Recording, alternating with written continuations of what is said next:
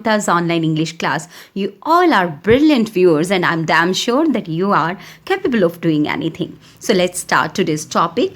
And today's topic, as you can see on the screen, two stories about flying from 10th class syllabus, part 2, The Black Aeroplane. Now I'm going to start question answers of this chapter. First question, I will take the risk. What is the risk?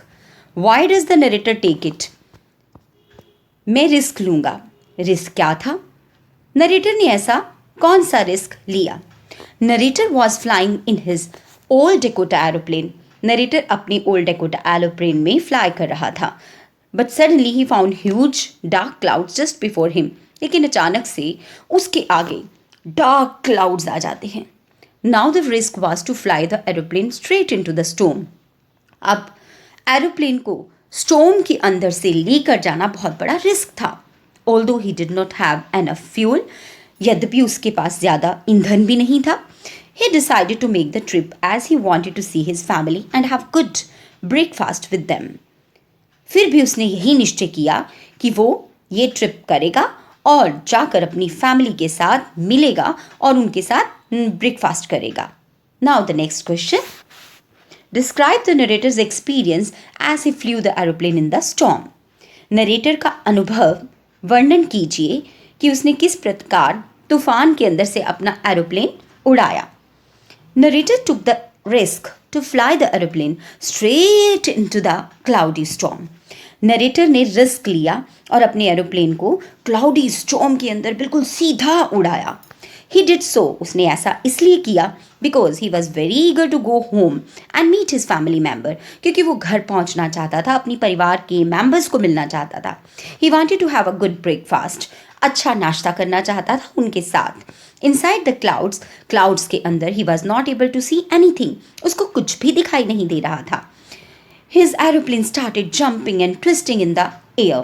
उसका aeroplane jump करना start हो गया, twist करना start हो गया हवा के अंदर. After this he found the compass and radio were not working. उसके बाद उसने पाया कि उसके जहाज का कंपास और रेडियो काम नहीं कर रहा था. दे वर ऑलमोस्ट डेड, लगभग मर चुके थे, डेड हो चुके थे, वर्किंग में नहीं थे वो. He was totally confuse what to do, और वो कन्फ्यूज हो गया कि अब वो क्या करे.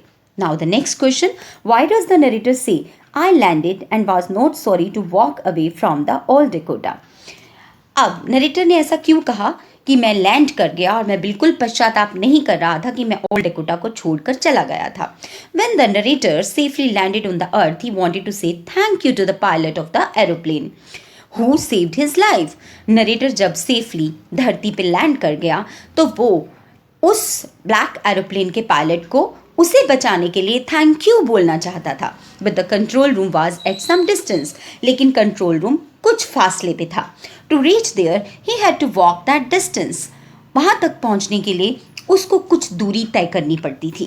But keeping in mind the importance of that pilot, लेकिन उस पायलट की इम्पॉर्टेंस को अपने दिमाग में रखते हुए he did not feel sorry to walk away from the old Dakota, क्योंकि उसको बिल्कुल भी पश्चाताप नहीं था कि वो ओल्ड डेकोटा को छोड़कर चला गया था.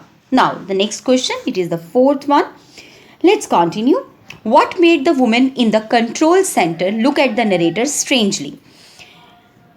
जो औरत कंट्रोल रूम में थी, कंट्रोल सेंटर में थी, वो नरेटर की तरफ अद्भुत दृष्टि से क्यों देखती है? Narrator's inquiry for another aeroplane made the woman in the control center to look at him strangely.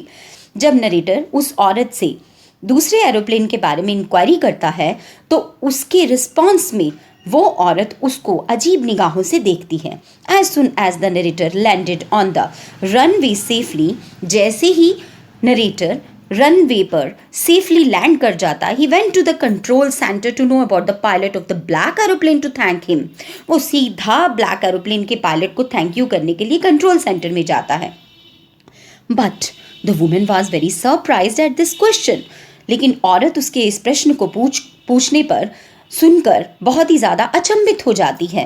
Because क्योंकि there was no other aeroplane flying that night, क्योंकि उस रात तो कोई दूसरा एरोप्लेन आकाश में उड़ ही नहीं रहा था. Now the next question, fifth one. Who do you think help the narrator to reach safely? आप क्या सोचते हैं कि नरेटर को सेफली पहुंचने में किसने मदद करी थी? Discuss this among yourself and give reasons for your answer. Okay, so आप थोड़ा डिस्कस करें और इसके आंसर का कुछ रीज़न बताएं, इसके बारे में कुछ कारण बताएं. After reading the story it can be clearly said, स्पष्ट तौर पे कहा जा सकता है that the narrator was definitely help by someone, कि नरेटर की अवश्य ही किसी ने मदद की होगी. It could be a super natural power और हिज ऑन सिक्स सेंस, या तो ये कोई सुपर नेचुरल पावर थी या फिर कोई उसकी अपनी सिक्स्थ सेंस थी. It could have been his will power, या फिर उसकी दृढ़ संकल्प इच्छा शक्ति हो सकती है, which helped him to come out of the situation, जिसने कि उसको इस सिचुएशन से बाहर निकाल दिया.